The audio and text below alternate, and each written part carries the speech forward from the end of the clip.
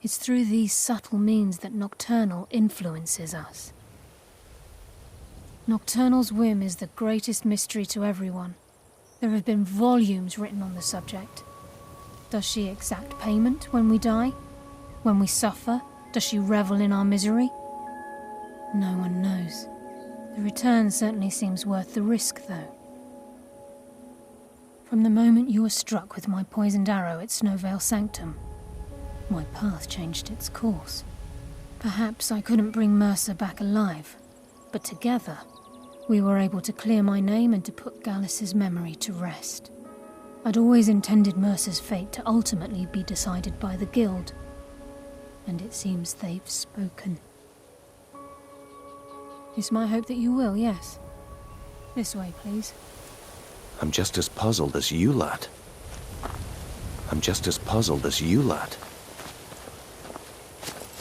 It's just ahead. Please, keep following.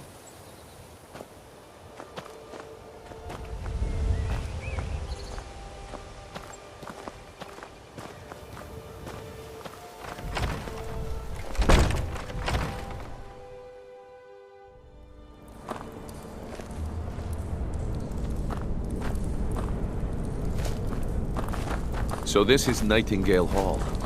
I heard about this place when I joined the Guild, but I never believed it existed. The assumption that the Nightingales were just a myth was seeded within the Guild on purpose. It helped divert attention from our true nature. What's wrong, Brynjolf? I can almost hear your brow furrowing. I'm trying to understand why I'm here, lassie. I'm no priest, and I'm certainly not religious. Why pick me? This isn't about religion, Brynjolf. It's business.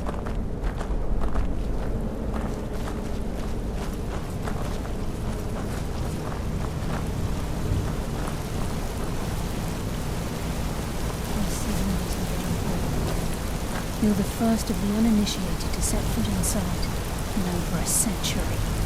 Now, if you'll both proceed to the armory to don your Nightingale armor, we can begin the oath. This is enough to make your head spin, eh?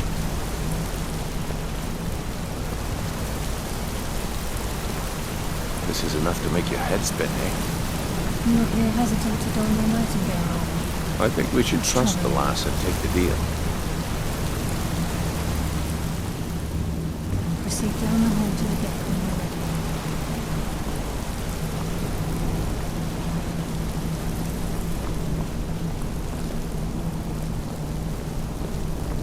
Time's wasting, and Mercer's still out there.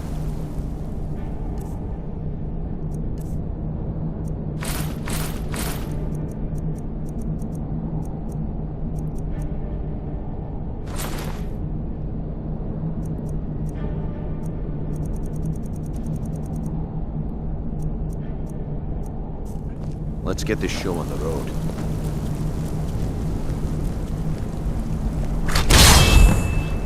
You appear hesitant to don your Nightingale armor. What's troubling you?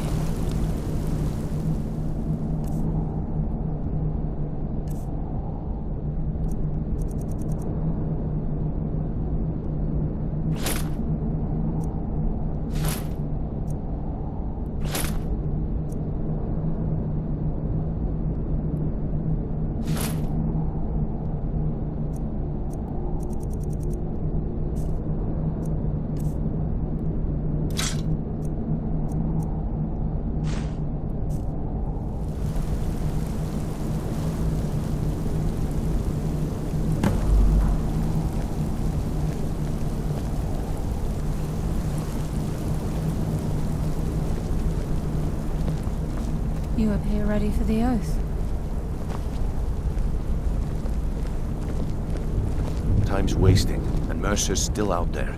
Let's get this show on the road.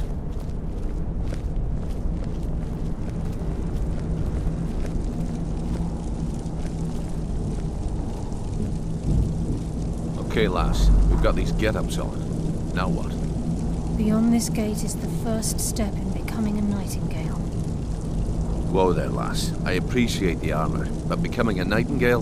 That was never discussed. To hold any hope of defeating Mercer, we must have Nocturnal at our backs. If she's to accept you as one of her own, an arrangement must be struck. What sort of arrangement? I need to know the terms. The terms are quite simple, Brynjolf. Nocturnal will allow you to become a Nightingale and use your abilities for whatever you wish. And in return, both in life and in death, you must serve as a guardian of the Twilight Sepulchre. Aye, there's always a catch.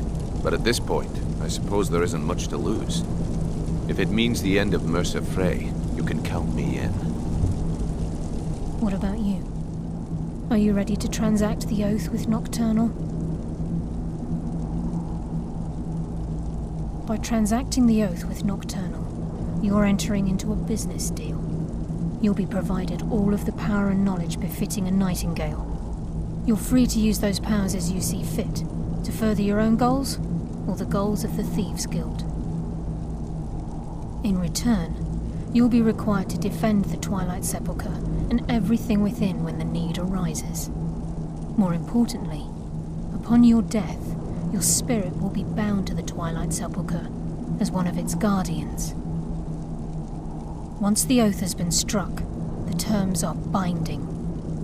Knowing this, are you ready to undergo the ceremony? Good. After I open the gate, please stand on the western circle. This is enough to make your head spin, eh? We'll speak when the oath is complete. Time's wasting, and Mercer's still out there. Let's get this show on the road.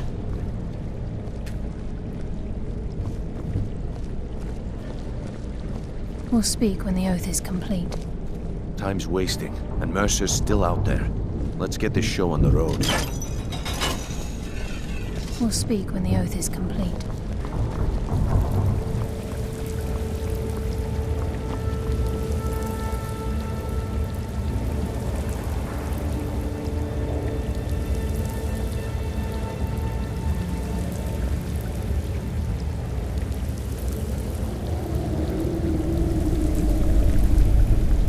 I call upon you, Lady Nocturnal, Queen of Mirth and Empress of Shadow. Hear my voice. Ah, Carlia. I was wondering when I'd hear from you again. Lose something, did we? My lady, I've come before you to throw myself upon your mercy and to accept responsibility for my failure. You're already mine, Carlia. Your terms were struck long ago. What could you possibly offer me now? I have two others that wish to transact the oath, to serve you both in life and in death. You surprise me, Carlia. This offer is definitely weighted in my favor. My appetite for Mercer's demise exceeds my craving for wealth, Your Grace. Revenge. How interesting.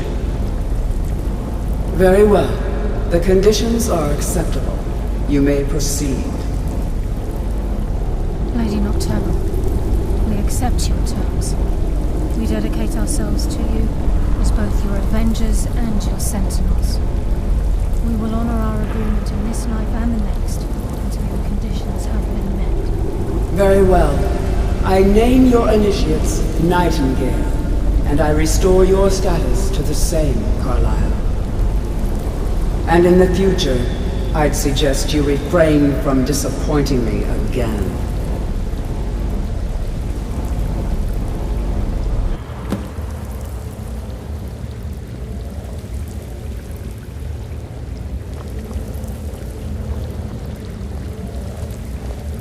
Now that you've transacted the oath, it's time to reveal the final piece of the puzzle to you. Mercer's true crime. Mercer was able to unlock the Guild's vault without two keys because of what he stole from the Twilight Sepulchre, the skeleton key. By doing this, he's compromised our ties to Nocturnal and, in essence, caused our luck to run dry. Well, yes, but the key isn't only restricted to physical barriers. All of us possess untapped abilities, the potential to wield great power securely sealed within our minds. Once you realize the key can access these traits, the potential becomes limitless.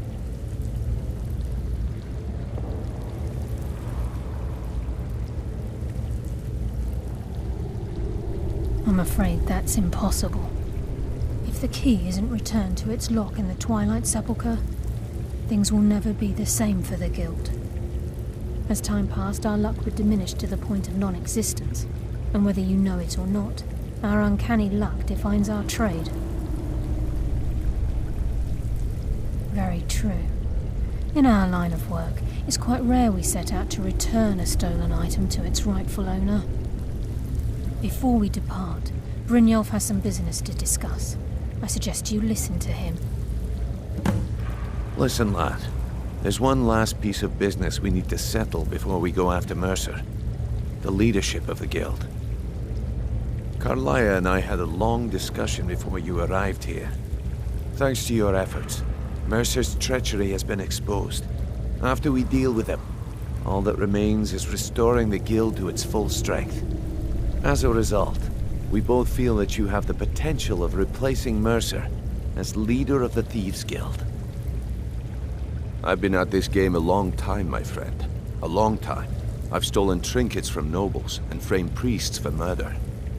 I'm good at what I do, maybe even one of the best, but it's all I know. I've never been one to lead. Never desired it, never cared for it. Don't want it. Well, we have a bit of an errand to run before your coronation, so don't get sentimental on me now. Then it's decided. When this is all over and Delvin's contacts assure me that we've regained our footing in Skyrim, we'll handle the details. Until then, we have quite the task ahead. I've been poring over the plans you brought us, and I'm convinced the eyes of the Falmer are in the Dwarven ruins at Erkenthand. Carlia and I will meet you there. Prepare yourself, lad. This will be a fight to remember. Aye, and some of what Carlia said is starting to make sense. Mercer may have damaged our reputation and raided our coffers, but this goes well beyond even his twisted form of larceny. Old Delvin kept calling it a curse, and we all laughed at him. Looks like the joke's on us. If you would have asked me that yesterday, I'd have said no, but now I think our chances have improved. Look, call me crazy if you like, but I trust Carlia. I don't think she'd lead us down a suicidal path. Besides, I'd rather die with some of Mercer's blood on my blade than spend the rest of my life regretting that I ran the other way. Until next we meet, lad.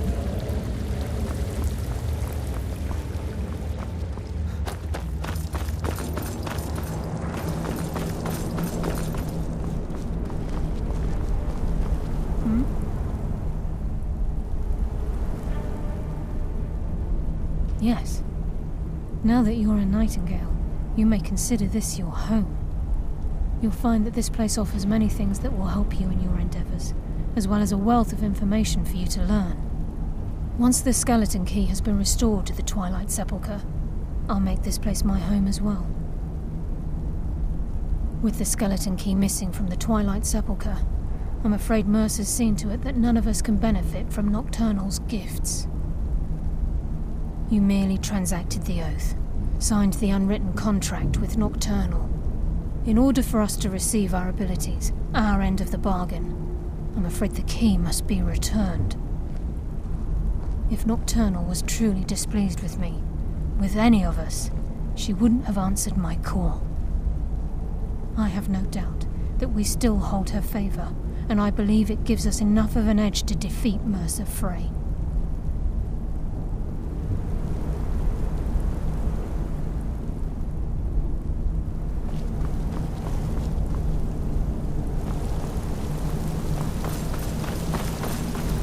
Sorry, lad. I've got important things to do. We'll speak another time.